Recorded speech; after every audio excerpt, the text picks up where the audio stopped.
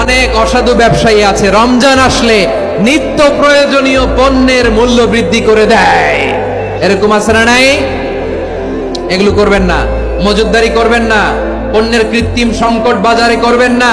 আপনি লাখ টাকা কামায়া ভাবছেন যে রোজাদারদের কষ্ট দিয়ে ধনী হবেন, এমন রোগ আল্লাহ আপনারে দিবে কোটি টাকা দিয়েও আপনি হাসপাতালের বিল পরিশোধ করার ক্ষমতা আপনার হবে না। খবরদার। শেষ বয়সে দেখবেন কি কষ্ট আপনার হয়।